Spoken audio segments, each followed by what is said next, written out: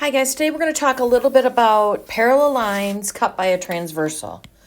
So first of all, when I look at this, these are the two parallel lines that we have. Parallel means if those lines went on and on forever, they would never hit each other. Kind of like when you think of railroad tracks. Perfect example. A transversal is just a line that cuts or goes through the others. So when they're talking about transversal, they're talking about this line. Okay, now when you do this, the interesting thing about this is it creates angles. So you can see that there are 8 angles that get created here. And so what we're going to do over the next few minutes is talk about how those angles are related to each other, how you can figure out their measurements if you know one angle, and how you can use some of those skills to be able to eventually solve algebra problems. So that's eventually where we're going to go. Okay, so the first one that we're going to talk about is just to get some idea of interior and exterior angles. So when I talk about interior is anything that's inside the parallel lines. So this is where your interior angles are going to be. Okay, and then when I talk about exterior is going to be outside the parallel line. So up here and down here. So these two are going to be exterior angles because they're outside of the parallel lines. Now that's important because later on we're going to have to be able to talk about sometimes whether angles are interior or exterior. So that's going to be something that we're going to use. Okay, so let's talk about corresponding angles. So corresponding angles are two angles that are in the same position on different lines. Okay, and they are congruent. So I want to give you an example of how this works. So this angle right here in this set of 4 angles has a matching angle that's in the same spot down here. So those two would be one set of corresponding angles. Okay, now the thing is, because you have 4 angles that happen there are actually 4 pairs. So this angle in this set of 4 is going to be the same spot, down here in this set of 4. So this is going to be a second set of corresponding angles. Okay, now here's a third. This angle and this one, they're in the same spot. So that is a third pair. Or set, I guess. Should keep the conversation the same, I guess. Of corresponding angles. And then I have one spot that's not written in down here. And those are going to be the 4th set.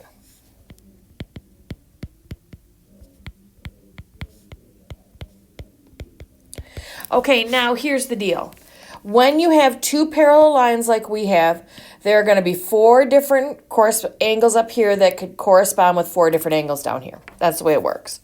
The good news is they're also equal. So that means this angle and this angle are going to be equal. And this angle and this one are going to be equal. And keep going with all 4 of them. So it's going to be the same kind of idea. Okay, so let's talk about vertical angles. So vertical angles are angles that are opposite each other when 2 lines intersect. So if I look at just this part right here, these 2 right there would be vertical angles because they are across from each other.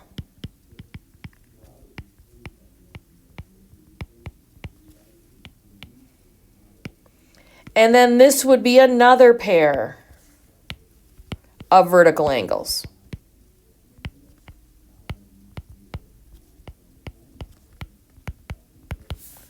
Now, same thing is true down here. I have a pair of vertical angles that are right there.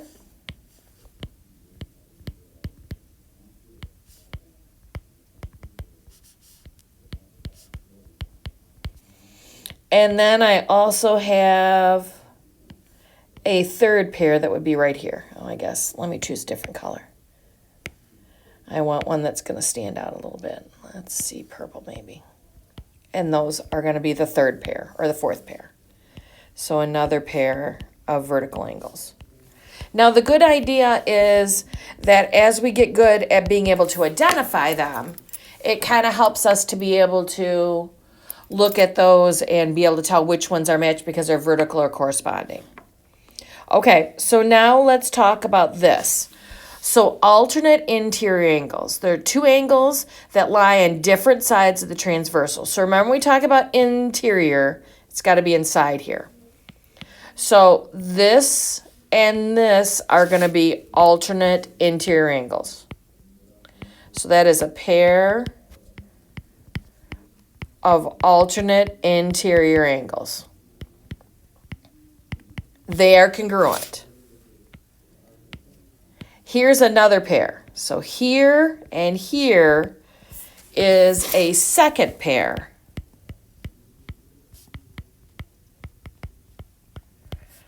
of alternate interior angles. So right now we're just talking about the fact that we can identify them and that we know that their measurements are the same. Okay? So now alternate exterior angles. So these are angles that are outside angles that form on different sides of the transversal. So remember, if I'm talking about exterior angles, if interior is out here, that means exterior's got to be up here or down here. So alternate means they're on different sides. So this and this would be a pair of alternate exterior angles. Those two would be equal. Also, these two would be another pair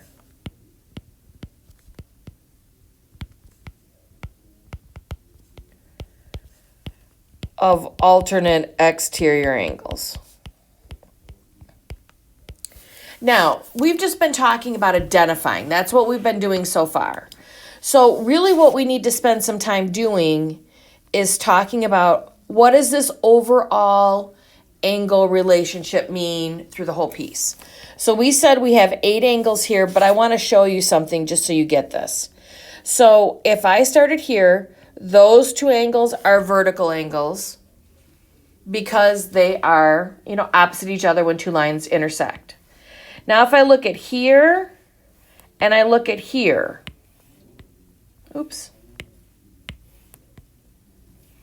so these 2 are alternate interior angles, so they're equal. Now, if I look at this angle down here, these 2 are equal because they're vertical angles. So those 4 angles that I just did there are all equal to each other, which is kind of nice because if I know what one of them is, all 4 of them have to be the same. Now, the other angles that are left over, I'm going to do in pink. Those are also all equal. So what's kind of nice about those is that means that if I were to take any pink one that I have here and any blue one and add them together, see how this makes a straight line here with these 2 angles? That means they have to equal 180 degrees. And the good news is that means if I know one measurement, I actually know all of them. So let's say, for example, that I know that this angle right here is 40 degrees. That means that every single one of these also has to be 40 degrees. So out of what we just did, I have 4 angles that I know that are 40 degrees just by being given that one. The other thing that I know is if I look at these 2 angles together, they have to add up to 180. So if this is 40, that means this angle would have to be 140. That also means for me, all of these blue angles that I have are going to be 140 degrees. So it's really nice because once you find the first angle, then you can actually find all the rest of them if you need to know their measurements. And it's also nice when you can do it because I like to mark them at the very beginning because then I know which ones are equal and which ones that aren't before I even start. Okay, so let's look at a problem so you can kind of get how this works. So let's say I have this piece. You can see now all I did was turn this. So my parallel lines are going to run in this direction, and that's my transversal. They say they know that one angle is 60, measure of angle 1. This M right here means measure. So that means if I measured angle 1, it would be 65 degrees. Okay, so first of all, before I start, I want to go through and do my highlighting. So these two are equal, that is equal, and that is equal. So those four are all equal. And then these are all equal. So notice that I did that before I even started the problem. Now they tell us that angle 1 is 65 degrees, so that's 65 degrees. Now in mine, angle 1 happens to be pink. That means all the rest of my pink ones are going to be 65. So 65, 65, and 65. So angle 3 is 65, angle 8 is 65, and angle 5 is 65. So the good news for us is that we were able to go through and get all of those. Now, I do know these two together have to equal 180. So if I take 180 and I subtract 65 from that,